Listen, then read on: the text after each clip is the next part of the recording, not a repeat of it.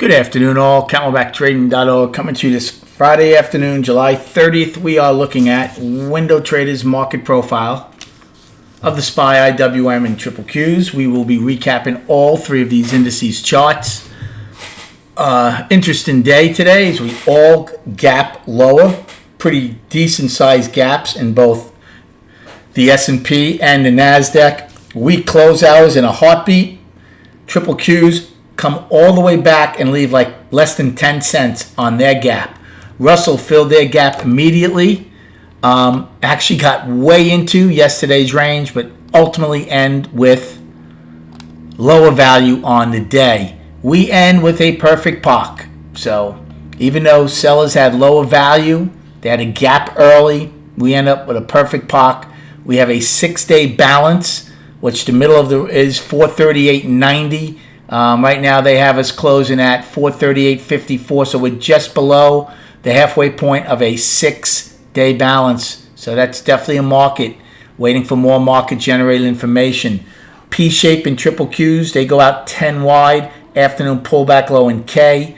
Russell goes out with an afternoon rally high in I. B-shape.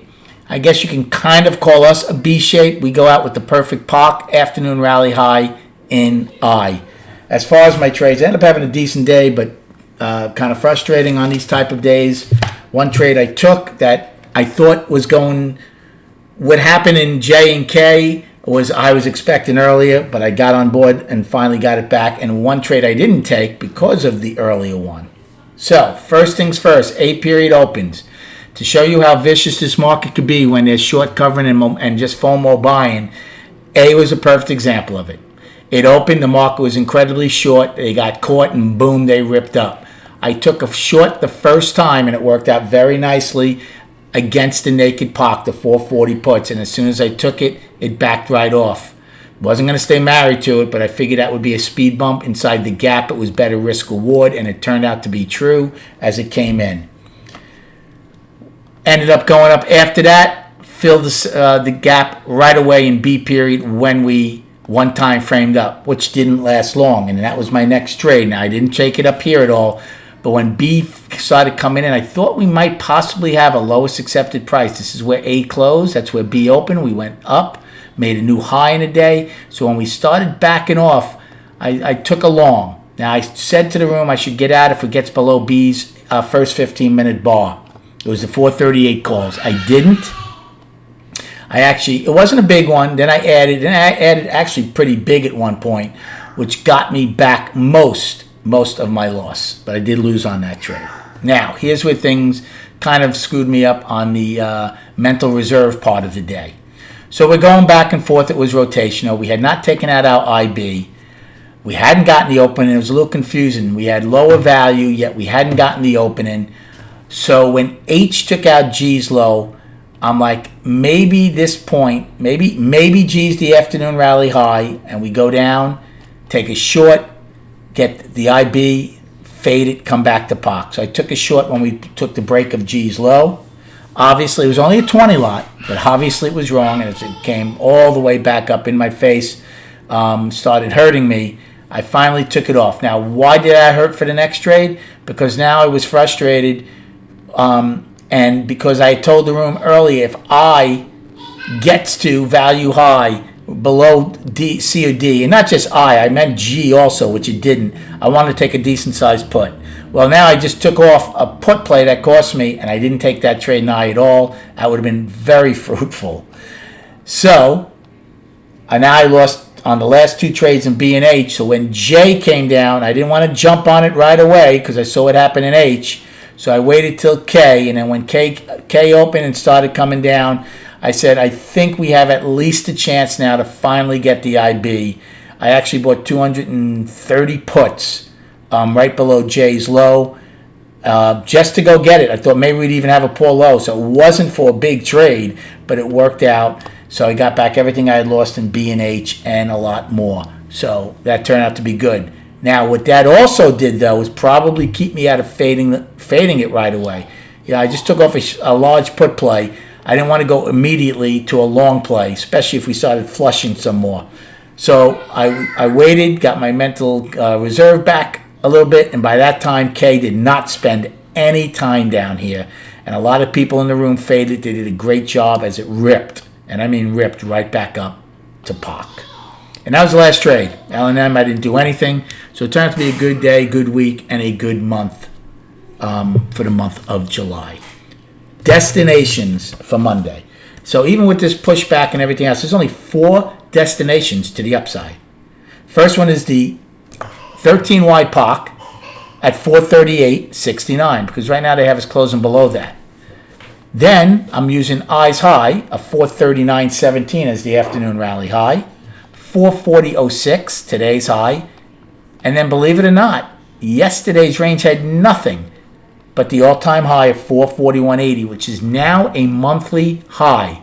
It's also a poor high in the ES, not in SPY, but in ES. For the downside, today's low, first destination, 437.77, then 437.31 daily low. 435.99 is now a weekly low, and then filling the gap at 435.72, still a 27-point gap that's still around, and you should have all the other destinations down to around the 432.14 level. Now, let's go to all these indices. We'll start with Russell like we usually do. Russell, monthly, we finished the month of July, and nothing has changed. We are in a 5-month balance. Plain and simple. It's a large balance. And in fact, basically March's balance is really the high and low, because the last 4 months we have not been able to take out March's high or March's low. So when we finally come out of that, our next directional move, the high is obviously the all-time high. The low is 207.21. So it's going to be interesting when we finally come out of that. That's a big balance, but we're still in it. The weekly stops one-time framing down. So they came out of balance on an inside week 3 weeks ago and were one-time framing down for 3 weeks. Well, this week stopped it. So we're back in balance. So monthly's balance, weekly's balance. And then the daily, guess what? Balance. Last 2 days we traded both between the 50 and the 20-day moving average. We got below the 20 today. It looks like we closed just above it. So the Russell, which has not hit an all-time high since March 15th, so 3.5 months, all 3 time frames are in balance, all 3 looking for more market-generated information. Now, on the shorter term, it's going to be interesting. We should get a clearer picture. If we come out of the 2-day balance to the downside, well, now we're both below the 50 and the 20, and maybe we get more acceleration. On the flip side, if we come out of the 2-day balance to the upside, we'll be above, most likely, both of them. So we'll see if those provide some more MGI. Triple Qs. Monthly is one time framing up for 2 months. We stopped one time framing up 2 months ago. We were in balance. Last month came out, and again. So one time framing up for 2 months. So the monthly's healthy. Weekly. Remember, they had an outside week up. They did nothing with it either. So the weekly for me is still balanced. They stretched last week's high by 40 cents, closed inside. 2-week balance it is. So monthly up, weekly balance, daily. Now you can call daily, again, this is where it's an art. It's subjective. You can call it down, or you can call it still a 4-day balance. It depends what you want to use. If you want to use the 27-inch range, then you're in a 4-day balance. But again, if you call this down, I don't have a problem with that either. I think I would probably still call it balance. If we take out today's low on Monday, and especially if we take out the 27th low, then I would go down. So for now, I would probably call it balance. Now remember, yesterday they came out of an inside day to the upside and failed miserably. And today, the buyers took a beating for that.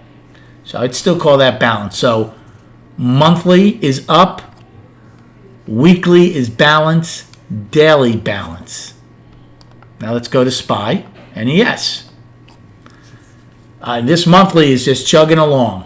So the real important number now becomes this month's low of 421.97. Okay, very important.